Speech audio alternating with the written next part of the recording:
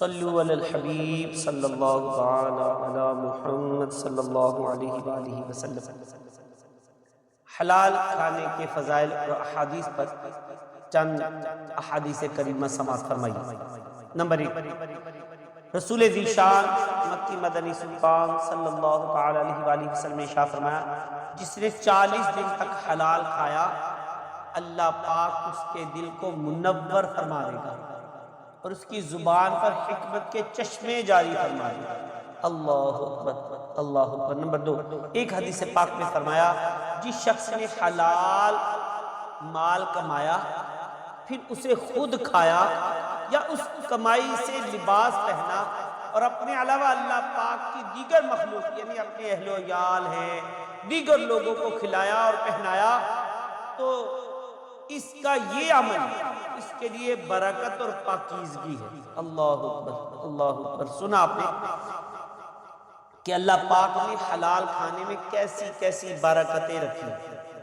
حلال کھانے کی برکت سے بندے کا دل منور ہو جاتا ہے، روشن ہو جاتا ہے۔ حلال کھانے کی برکت سے زبان حکمت کا سرچشمہ بن جاتا ہے۔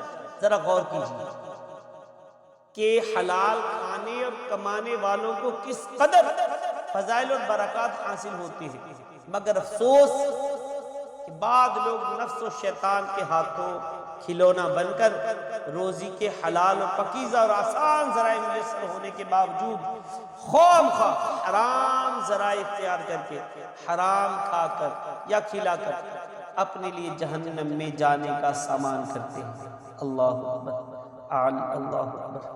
اعمال قبول کیوں نہیں ہوتے؟ حدیث پاک میں ہے، اس ذات کی قسم جس کے قبضہ قدرت میں محمد صلی اللہ علیہ وسلم کی جان ہے، بے شک بندہ حرام لقمہ اپنے پیٹ میں ڈالتا ہے تو اس کے 40 دن کے عمل قبول نہیں ہوتے، اور جس بندے کا گوشت حرام اور سود سے پلا بڑا ہو اس کے لیے آگ زیادہ بہتر ہے۔ اللہ اکبر۔ ایک روایت میں فرمایا کہ جو شخص 10 درہم میں ایک کپڑا خریدے اور ان دراہم میں حرام کا 1 درہم بھی شامل ہو تو اللہ پاک اس وقت تک اس کی کوئی نماز بھی قبول نہیں فرمائے گا کہ جب تک اس کپڑے میں سے کچھ بھی اس کے استعمال میں رہے۔ اللہ اکبر۔ اور ایک حدیث پاک میں ہے، اللہ پاک کا ایک فرشتہ ہر دن اور ہر رات میں بیت المقدس کی چھت پر ندا کرتا ہے کہ جس کا کھانا حرام ہے اس کے اعمال اس کے منہ پر مار دیے جاتے ہیں، جس کا کھانا حرام ہے اس کے اعمال اس کے منہ پر مار دیے جاتے ہیں۔ اللہ اکبر، اللہ اکبر۔ حرام کھانے میں کیسی کیسی نحوستیں ہیں۔ افسوس ہمارے ہاں حالات ایسے ہیں کہ لوگ حرام حلال کا علم بھی نہیں سیکھتے۔ ظاہر ہے علم نہیں ہوگا تو حلال حرام کا فرق کیسے کر پائیں گے؟ اول تو ہمیں حرام اور حلال کا علم لازمی سیکھ لینا چاہیے، یہ علم سیکھنا فرض ہے۔ اس کے لیے امیر اہل سنت دامت برکاتہ علیہ کا رسالہ حلال طریقے سے کمانے کے 50 مدنی پھول، یہ رسالہ لازمی پڑھ لیجئے۔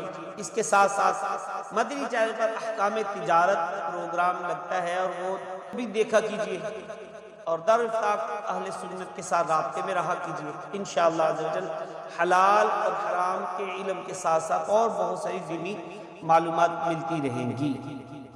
صلو علی الحبیب صلی اللہ تعالی علی محمد۔